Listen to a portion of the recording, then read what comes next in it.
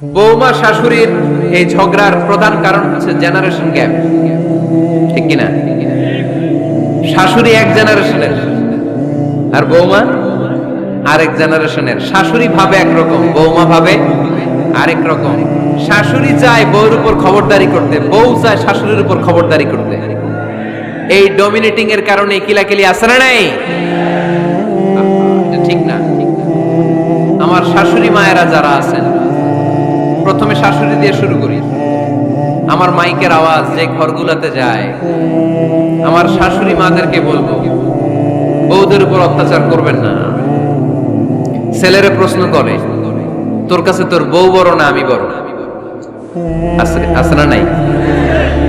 এটা একটা প্রশ্ন হইল। তোর বউ বড় না আমি বড়? দুইজনেই বড়।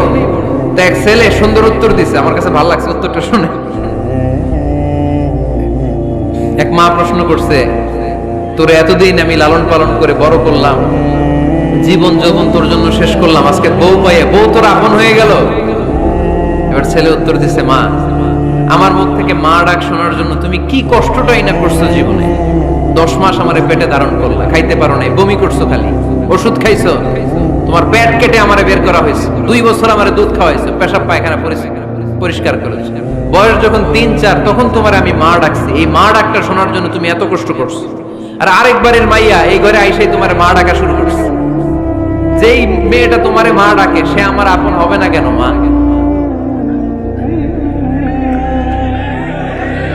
ঠিক কিনা?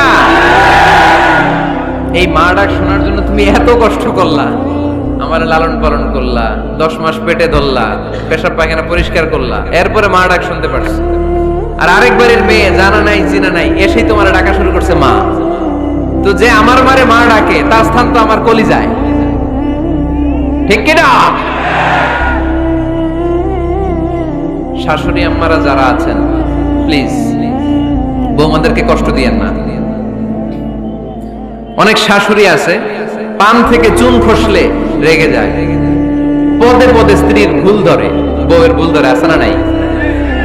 এটা করবেন না। সে তো নতুন, আপনার অনেক এক্সপিরিয়েন্স হতে তার সময় লাগবে। তাকে সময় দিন, তাকে ভালোবাসুন, ঠিক কিনা? না বুঝে সামান্যতে বৌমারে বদদোয়া দেয়, এরকম আছে না নাই? কিন্তু বুঝতে চায় না, বৌমারে যদি বদদোয়া দেয় তাহলে তার নিজ ছেলের পরিবারের ক্ষতি। পেটে ধরা যে ছেলে, ছেলের পরিবারের কিন্তু ক্ষতি, তার আপন নাতি নাতনিদেরই ক্ষতি। আওয়াজ করে বলেন ঠিক কিনা? বৌমাকে বদদোয়া দিয়েন না। বৌমাকে নিজের মেয়ের মতো দেখবেন। সমাধান আমি দিচ্ছি। কেমন দেখতে হবে? নিজের মেয়ের মতো। নিজের মেয়ে সকালে ঘুম থেকে ওঠে 11টা, ওইটা সমস্যা নাই।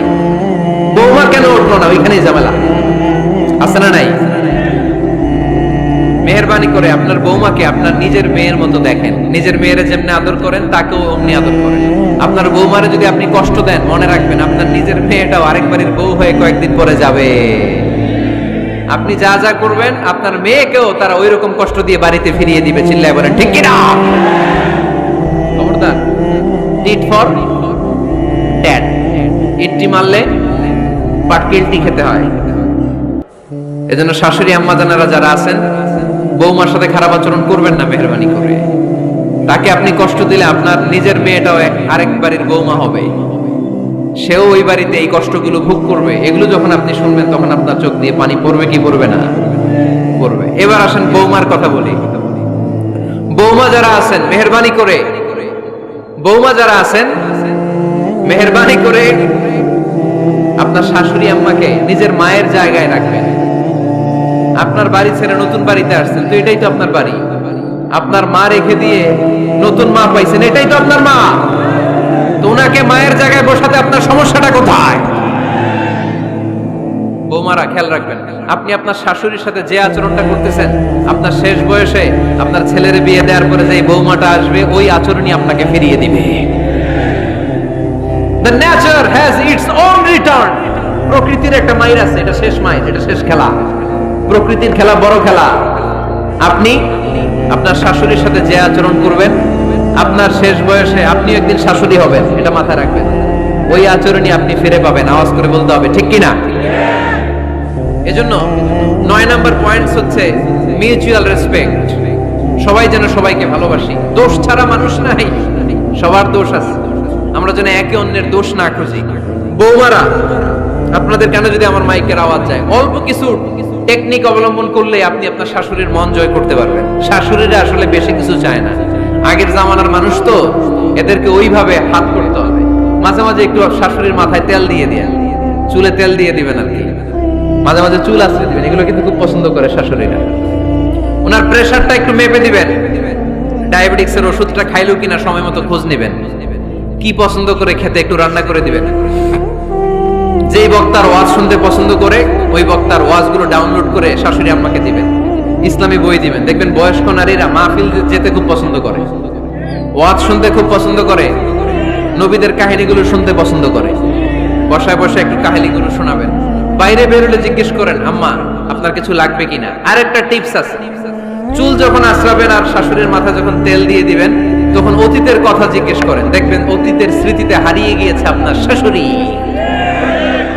কে জিজ্ঞেস করবেন জানেন? জিজ্ঞেস করবেন, আম্মা জান, মুক্তিযুদ্ধের সময় আপনার বয়স কত ছিল? ওই সময় মুক্তিযুদ্ধের সময় আপনাদের এলাকায় কি কি হয়েছিল মা? আরেকটা প্রশ্ন করবেন, মা বিয়ের সময় আপনি কেমন ছিলেন? ওই দিন দেখবেন বুড়ি আর বুড়ি নাই, জোয়ান হয়ে গেছে। ওই দিন বলবে, মা আমি অনেক সুন্দরী ছিলাম, আমার মাথায় অনেক চুল ছিল, আজকে নাই।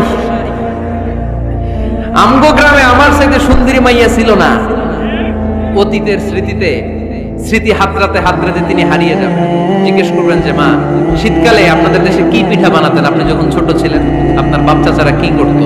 এগুলো জিজ্ঞেস করলে উনি স্মৃতির পাতা হাতরাতে হাতরাতে চোখ দিয়ে দাঁড় দাঁড় করে ওনার পানি ঝরতে শুরু করবে। আপনার জায়গায়, ওনার হৃদয়ের মনি কোঠায় এমন জায়গায় বসবে, আপনার ছাড়া উনি কিছুই বুঝবে না। বৌমারা, এই অল্প কিছু টিপস অবলম্বন করে আপনারা আপনাদের শাশুড়ির মনকে জয় করতে পারেন। শাশুড়ি বৌমার দ্বন্দ্ব আমরা চাই না, আমরা চাই শাশুড়ি বৌমাকে নিজের মেয়ের মতো জানো, আর বৌমার শাশুড়িকে আপন মায়ের মতো ভালোবাসো, ঠিক কিনা? এই মিউচুয়াল রেসপেক্টই পারে শাশুড়ি বৌমার দ্বন্দ্বকে দূর করতে আর ঘরটারে শান্তির টুকরা বানাতে। আওয়াজ করে বলেন ঠিক কিনা? কয়টা গেল? আর আছে কয়টা? দোয়া করবেন, একে অপরের জন্য দোয়া।